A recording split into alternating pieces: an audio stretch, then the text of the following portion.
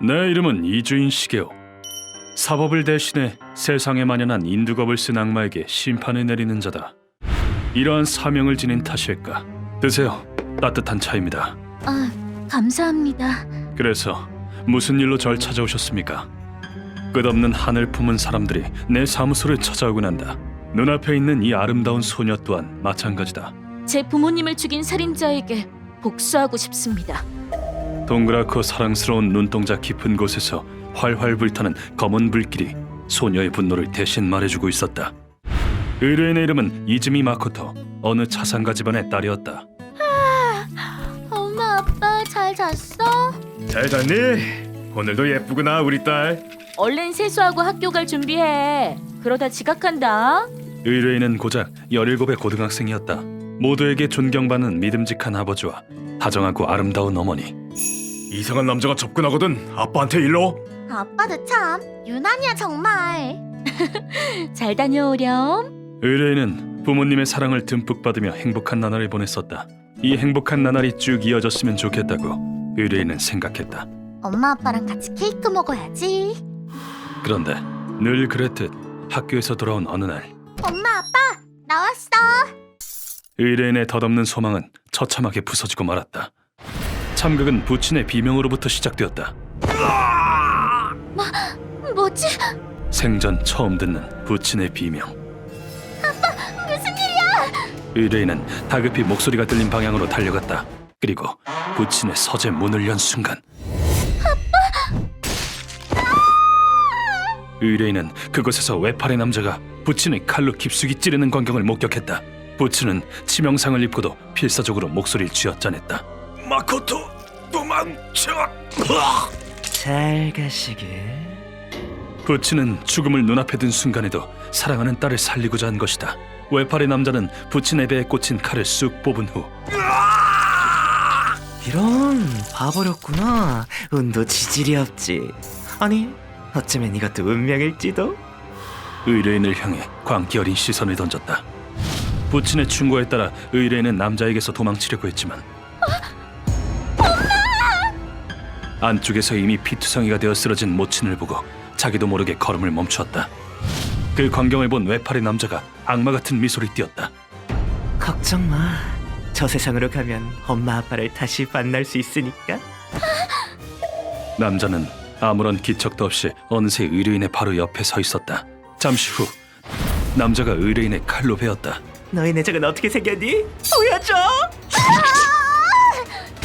불에 지져지는 듯한 고통이 가슴에서 옆구리까지 이어졌고 의뢰인은 까무룩 의식을 잃었다. 꼼짝없이 과다출혈로 사망해도 이상하지 않을 상처였지만 사장님, 사모님, 마코토 아가씨, 맙소사, 이렇게 끔찍할 수가.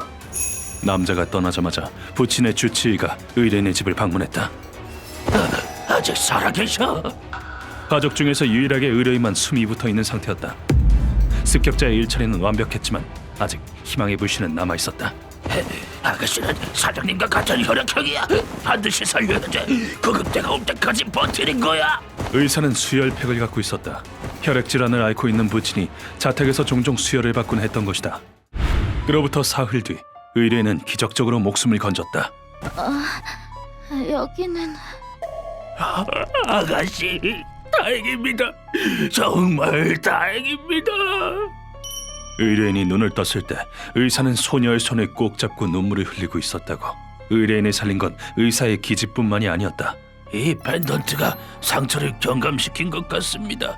이건 그건 의뢰인이 15살 때 부모님에게 생일 선물로 받은 자수정 목걸이였다. 엄마. 부모님의 사랑이 마지막까지 딸을 지킨 것이다.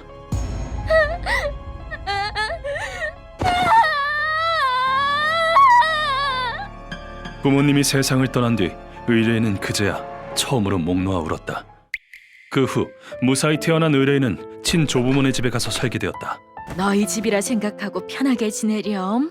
네 할머니 신세 좀 질게요. 조부모는 의뢰인을 극진히 돌봐주었다. 물론 의뢰인은 그날의 일을, 부모님을 죽인 남자를 결코 잊을 수 없었다. 남아버렸네. 흉터. 아니, 차라리 남아있는 편이 나아. 이 분노를 잊어버려선 안 돼. 몸에 남은 흉터를 볼 때마다 범인을 향한 증오는 갈수록 커져만 갔다.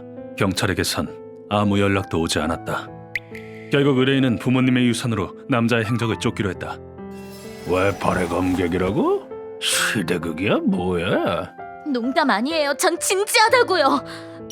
하지만 나이가 너무 어려서일까 탐정은 의뢰인의 얘기를 귀 기울여 듣지 않았다. 그러는 동안 사건의 범인이 잡혔다는 뉴스가 나왔다. 범인은 돈을 훔칠 목적으로 자산가의 집에 들어갔다고 증언했다. 범인이 잡혀서 정말 다행이야. 너가 아니래. 이제 그 애들도 편히 잠들 수 있겠어. 아니야. 저 남자가 아니야. 범인은 외팔의 악마란 말이야. 하지만 외파리가 아니라는 점에서 의뢰인은 그가 진범이 아닌 대타임을 알아차렸다. 사건이 해결되었다고 보도된 이상 경찰은 더 수사를 이어나가지 않을 것이다. 저 복수를 대행해줄 사람을 찾고 있는데요. 혹시? 드라마를 너무 많이 본 거 아니야? 의뢰인은 부모님의 원수를 갚아줄 사람을 찾아 뒷세계에 발을 들였다. 뭐 그건 됐고 너 예쁘게 생겼다? 잠깐 뒤로 따라와. 잠시만요. 저 어린애한테 뭐 하는 짓이야? 짐승만도 못한 놈 같으니! 위기에 빠진 의뢰인을 구해준 사람은 요염한 자태의 호스티스였다. 예, 가벼운 마음으로 뒷세계에 발들이면 큰 코 다쳐. 가벼운 마음이 아니에요. 복수할 수만 있다면 전 어떻게 돼도 상관없어요. 의뢰인은 호스티스에게 사정을 설명했다. 그 남자가 엄마 아빠를 죽였어요. 그 놈만큼은 절대 용서 못해요. 그래, 눈을 보니 알겠어. 넌 진실을 말하고 있구나. 그럼 내가 딱 맞는 사람을 소개해줄게. 의뢰인은 그 호스티스의 소개로 내 사무소에 찾아온 것이었다. 그때였다. 의뢰인은 입고 있던 블라우스의 단추를 풀었다. 이걸 봐주시겠어요? 맙소사. 가녀린 소녀의 몸에 남은 비스듬한 칼자국은 너무나도 처참했다. 모든 설명을 마친 의뢰인은 바닥에 엎드리고 내게 머리를 조아렸다. 얘기 들었어요. 이주인 씨는 대단한 분이시라고. 이렇게 부탁드릴게요. 부모님의 원수를 갚아주세요. 이지미 씨. 그 찢어지는 외침에서 나는 부모님을 사랑하는 의뢰인의 마음을 느낄 수 있었다. 다음 순간 의뢰인은 마치 악기 같은 얼굴로 외쳤다. 엄마 아빠는 절 누구보다 사랑해줬어요. 웨딩드레스 입은 모습 꼭 보여주겠다고 약속까지 했었는데 우리가 뭘 잘못했죠? 왜 모든 걸 빼앗겨야 하죠? 제발 그 남자를 죽여주세요. 그 통곡에는 억울하게 가족을 빼앗긴 것에 대한 한탄과 범인을 향한 타오르는 증오가 담겨 있었다. 나도 가족을 참살당한 경험이 있었다. 의뢰인에게 날 소개한 엠마도 마찬가지였다. 알겠습니다. 의뢰를 받아들이겠습니다. 감사합니다. 전 엄마 아빠랑 함께 살고 싶었어요. 이 가녀린 소녀의 손을 나는 도저히 뿌리칠 수 없었다. 가족을 빼앗긴 고통을 뼈저리게 알고 있기에. 욕망의 눈이 멀어 죄 없는 가족을 끔찍하게 살해한 죄. 그렇다면 바로 나 이주인이 뼈만 남을 때까지 살을 깎아내주지. 니놈이 저지른 죄의 무게를 진정한 고문이란 무엇인지 가르쳐주마. 사건의 실마리를 잡기 위해 나는 곧장 정보상을 만났다. 이지미 사장 습격 사건이라면 잘 알지. 뒷세계에서 워낙 유명했으니까. 그렇다면 실행범과 배후에 있는 진범이 누군지도 알고 있겠군. 내가 묻자 정보상은 대담한 미소를 지으며 대답했다. 의뢰인의 가족을 습격한 범인은 외팔의 코미나토라는 암살자야. 역시 이 남자였군. 코미나토는 암살자이면서 동시에 라이징이랑 한글에 소속돼 있어. 쓰레기 속을에 쓰레기가 섞여 들어갔다 이거군.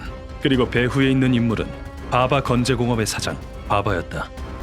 바바 건재공업은 피해자와 경쟁 관계였어. 이즈미 사장을 암살해서 업계를 장악하려 한 거겠지. 경쟁사의 사장을 없애고 그 틈을 타 점유율을 빼앗을 속셈이로군. 욕망의 눈이 먼 돼지 같으니 용서할 수 없어. 원래 표적은 이즈미 사장 한 명뿐이었지만 코미나토는 쾌락 살인마이기도 해. 암살 현장에서 흥분해서 폭주한 거겠지. 그런 가짜는 이유로 그 아이는 부모를 잃고 몸에는 영영 지워지지 않는 흉터가 남게 된 건가? 짐승만도 못한 놈 절대 쉽게 죽이지 않겠다. 우선 고다이에게서 알아낸 정보를 토대로 우린 바바의 신병을 확보하러 나섰다. 여기죠? 바바가 참석하는 회의가 열리는 곳이. 쓰레기들을 모아놓고 회의는 무슨 놈의 회의? 건물 안에 있는 놈들은 하나같이 질 나빠 보이는 녀석들뿐. 뭐 바바가 누굴 만나건 나랑은 상관없다. 누구냐? 우리가 누구냐고? 염라대왕의 사자다. 지옥 그 이상의 지옥을 선사하러 왔답니다. 우리가 할 일은 변함이 없다. 저항하는 자는 무력화시키면 그만이다. 그러자 바바 옆에 있던 깡패들이 움직이기 시작했다. 돈으로 고용된 경원인 듯했다. 뭘 말똥말똥했냐? 얼른 저놈을 죽이지 않고! 으아! 염라대왕의 사자라고? 그럼 도로 지옥으로 보내주지! 리더로 보이는 남자의 지시에 따라 깡패들이 우릴 향해 달려들었다. 물론 날 방해하는 놈에게 자비란 없다. 범죄 조직에 이용당하다 버려지는 삶이라 하찮기 그지없군. 고작 킥! 나와 루카는 손쉽게 적들을 격퇴했다. 깡패들을 해치우고 있자니 바바가 벼랑간 언성을 높였다. 이보게! 자네들이 그러고도 경원인가? 돈을 받았으면 밥값을 해야 할 거라냐! 알았다고! 해칠 때니까 소리 좀 지르지 마! 바바의 호통에 리더가 앞으로 나왔다. 놈은 나기나타라는 일본의 옛 병장기를 손에 들었다. 네 놈을 네 나기나타의 아부치님께서 없애주마! 나기나타라니 상당히 보기 드문 무기를 사용하는군. 그럼 난 이 모자거리로 상대해주지. 흔치 않은 기회인 만큼 연습 삼아 놈과 겨뤄보기로 했다. 모자거리? 지금 나랑 장난하냐? 뭐 문제 있나? 내 딴에는 그 잘난 무게에 맞춰주려고 한 건데 말이지. 나는 일부러 상대와 똑같은 자세를 취했다. 내 도발에 상대의 얼굴은 금세 불그락푸르락해졌다. 이 몸은 나기나타 3단이다! 무시하는 것도 정도가 있지! 머리통을 쪼개지마! 단련은 좀 했나 본데. 놈은 나기나타를 번쩍 들어올리곤 나를 향해 힘껏 내리쳤다. 하지만 분노에 잠식당한 무식한 공격 따위에 공격이 너무 단순해. 순순히 맞아줄 내가 아니다. 이 공격을 막아내다니! 놈이 휘두른 무기는 내 모자거리에 튕겨져 나가 엉뚱한 방향으로 날아갔다. 흥분한 아부치는 나기나타를 잇따라 휘둘렀다. 웃기지 마라! 이야! 공격이 어설프기 짝이 없군. 나기나타의 아와오돌이라는 이름은 허세에 불과했나? 내 이름은 나와붙이다! 하지만 당황한 탓에 놈의 공격은 상반신에만 머물러 있었다. 이렇게 실력이 엉망이어서야 무기가 아까울 지경이다. 나기나타는 원거리에서 상중하단에 노릴 수 있다는 게 장점이건만. 정강이치기! 예컨대 이런 식으로 활용할 수 있다. 놈은 정강이가 부러져 자세를 흐트러뜨렸다. 그럼 다음으로 노릴 곳은 손목치기! 확실히 부러졌군. 무기의 장점을 활용하지도 않고 자아도취에 빠진 결과가 바로 이것이다. 그리고 놈을 쓰러뜨릴 마지막 기술은 당연히 상대가 손목이나 정강이에 정신이 팔리게 되면 머린 무방비 상태가 되지. 기가 차서 말도 안 나올 지경이다. 나기나타의 아부치란 이름은 반납하는 게 좋을 성쉽다. 이리하여 순식간에 방해꾼을 모두 처리했다. 아버지! 지금 뭐하는 건가? 나를 지켜야! 잠깐 숨 좀 쉬지 말아주실래요? 냄새 나거든요. 이리하여 우린 바바의 신병을 확보하는 데 성공했다. 그 후 우리는 바바를 고문실로 옮겼다. 선생님, 준비 다 됐습니다. 수고했다. 그럼 이제 녀석을 깨우지. 놈을 위해 특별히 제작한 침대긴 하지만 계속 퍼질러 자는 꼴을 보고 있자니 슬슬 짜증이 나려 한다. 나는 놈의 복부를 있는 힘껏 발로 찼다. 언제까지 퍼질러 잘 거냐? 이제 그만 일어나. 바바의 목소리는 찌부러진 개구리처럼 한심하기 이를 데 없었다. 이놈들은 누구냐? 너 내가 누군지 알아? 난 바바 건재고 오베 사장이란 말이다! 눈을 뜨자마자 바바는 꾀꾀거리며 소리 질러댔다.